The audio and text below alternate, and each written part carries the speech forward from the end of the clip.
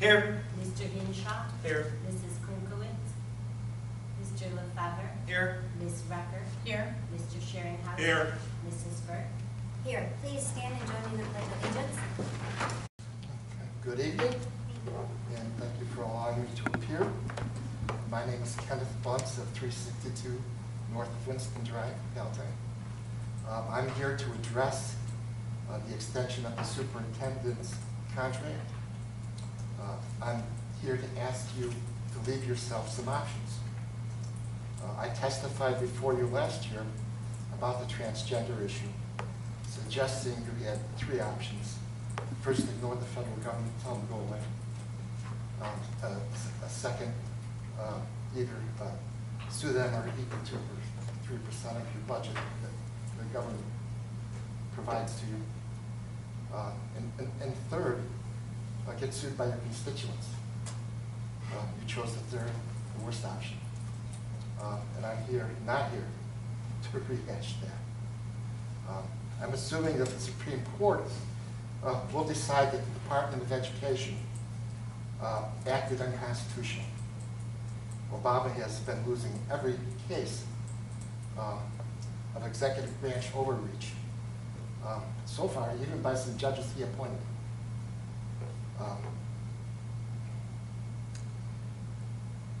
Then your decision will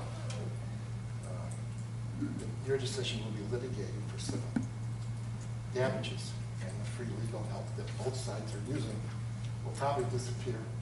You'll have to take the money out of your budget, and the people that will be suing you, your constituents, they will be suing you covered by a contingency arrangement. If District 46 or some other district doesn't file first, you may also be sued for the misinterpretation of the Family Educational Rights Act and the Illinois Students Records Act. So I think some other district will sue you first. I mean, we'll be sued. We'll sue and get that settled. Then you could be in court for like 5 years. Who knows? With a great number of civil lawsuits. This could be a very expensive and a political issue down the line. You have a lot riding on your vote to capitulate to the federal government, and so you should be aware of these potential risks. Your superintendent has been giving you some bad advice for your own political survival, but more importantly for the sake of doing the right thing. When you examine the language of his contract, you should keep the possibility of firing him.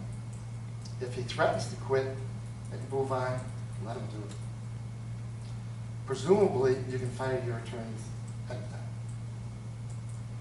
Finally, ask yourself first, what happens to the employee that you are obligated to hire if the Supreme Court makes a decision against the Department of Education?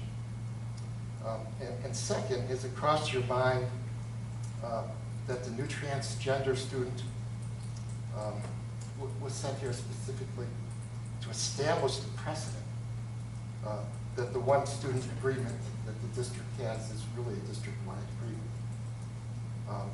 Do you really know who is orchestrating this? And who is behind what is going on? You have 1 minute remaining, sir. Thank you. 1 minute. That's fine, I'm done.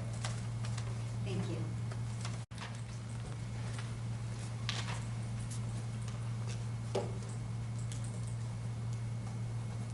It would be nice if the superintendent presented both sides of the story. One example might be the constant talk on how much money was rebated, abated back to the community. This should always be followed by the $2.5 billion that this district has taken from the community during that same time period. This is only one example. The goals these board members should set for the superintendent are simple. Tell the whole truth.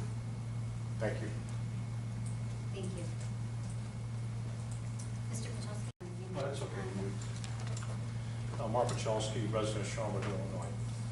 You know, as all of us who are employed, you know, when we come up for an annual salary review or a performance appraisal, you always get more challenges to do more, better, you know, to kind of do a better job for your pay. So with that said, understanding there's a little extending the contract, I think we should look at, you know, giving more challenges to Mr. Cates. And some of those challenges, some ideas and thoughts, you know, you may want to consider is the ability to, or actually to demand the information and presentations as presented to the board and to the public include full disclosure. You know, from my assessment, just from reading the material and analyzing and trying to find the material on the website, most presentations favor the district's agenda and not necessarily the citizens, the taxpayer. Okay. Secondly, transparency, better transparency. The information, as you read through it, can get very confusing, it's very vague, doesn't really get to the point of what the real objectives really are of the district's agenda. I don't know if the board members truly understand half the material that's out there or just take for granted what's being presented to them. But it's a challenge to the board as well as a goal for the superintendent to present, as Mr. Parker indicated, both sides, both scenarios. Once for scenario A, what the district wants, and let's consider other scenarios with full transparency and all the numbers and details in simplistic format. Third goal is the district needs to determine how to present a zero levy extension, which means you don't levy at the CPI and then abate $2 million to make it a flat tax. There's plenty of dollars and money in surplus you've been collecting year to year, and you're trying to find industrial ways to spend it down. One easy, good strategy to return the excess surplus to the community is to do a zero levy extension, not a CPI extension. And I think with the, you know, the education and the skills and the smart people who work for the district here, should be able to figure out how to do that. Lastly, the last meeting I had actually presented, I think I presented 3 or 4 questions to the board, you know, and looking for some responses. I may have neglected asking directly for the board members to respond individually. I'm doing that now. I will distribute my presentation from last week to the board members. I want every board member to respond individually themselves, not to the superintendent. Thank you. Good, Jeff.